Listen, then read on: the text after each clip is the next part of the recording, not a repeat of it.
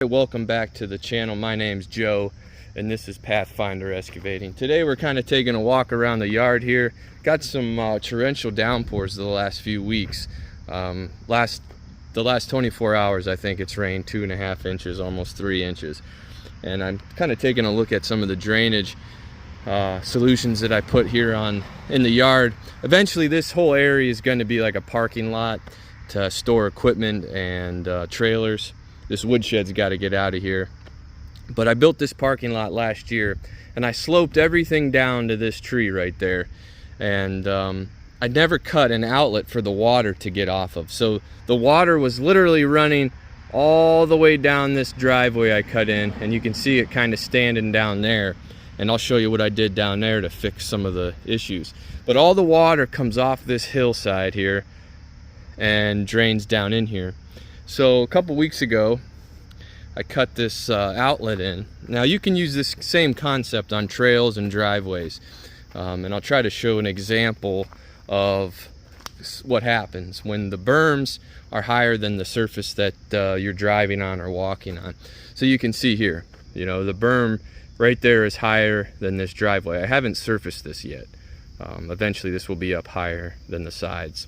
But here's an example of a outlet that I cut. So all the water you can see comes down this way and kind of was pooling there. But now that I cut this outlet, you can see that this is catching a lot of the water that's coming off this hill. And I'm talking, there's a lot. You can see how there's kind of swirls and dips and dews and sediments starting to settle right there from all of this water that comes down here. Now you can do this on trails and driveways with a shovel. It doesn't have to be this extreme per se, but this is something that takes on a lot of water.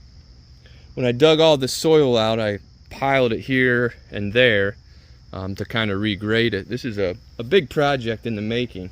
As I get time between jobs, I've been working on it, but this helps. You know, if this wasn't here, you know, naturally this would pool up and hold water. Like eventually, like I said, I got to bring this all up, this whole surface. And water was, so I got the outlet here, that helps. And then, you know, you can do that in every so often, cut some outlets. And like I said, it doesn't have to be that extreme. But we're still getting water that goes down this drive, like I said, because it isn't higher than the sides. There's berms, you know, there's a belly in here. And I see that on a lot of driveways that I repair. Over time, the driveway sinks. You got 2 ruts down the center from the tire tracks, and there's a hump in the middle. And then the water uses those channels to rush and erode the driveway. And then the water can't get off of the driveway because of the high berms on either side. So this being, you know, an unfinished driveway is a great example of what a bad driveway can look like over time. And then if you have standing water like you have right there, you know, during the wintertime, frost freeze can cause potholes and then more damage. So I'll show you what I did down here as well. So the water obviously is running down this channel. And when I finally get this to grade, I will have a kind of a side slope to get the water to run off in this direction. All this is going to be coming out as well, and it'll be like a wide area in the drive.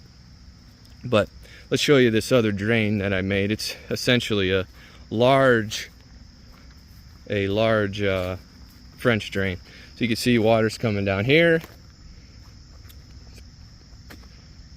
And then I have another outlet on the other side, because I won't get to it this year, but eventually the drive's going to come around and come back out. But this is essentially a large French drain.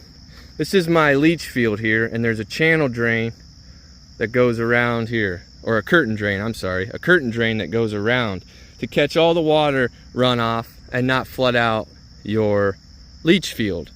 And if you have a system like mine with the leach field, most often you should have a curtain drain, and you can run water to that if you have any issues on your property. So let's get a good perspective. Water's coming down this way, and I have it graded towards this inlet that I cut in.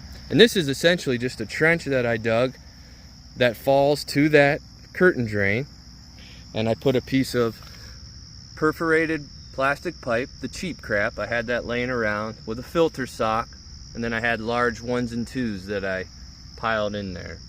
And every so often, look at this. I mean, this is all sediment from the last few days of rain building up in here. You got to make sure that that's cleaned out, all that sediment. So, you know, you could do this without a machine. You could do this with a shovel if you wanted to, but water is your enemy, and most of the jobs that I see, especially on driveways, these are the main issues, is just getting the water off the driveway. So hopefully that helps. I know that this isn't a finished product, but it is a good example of what water can do. So if you have any questions, leave them in the comments, or if you have any tips that I didn't cover, leave those in the comments as well. I want to thank you guys for watching, and we'll see you on the next video.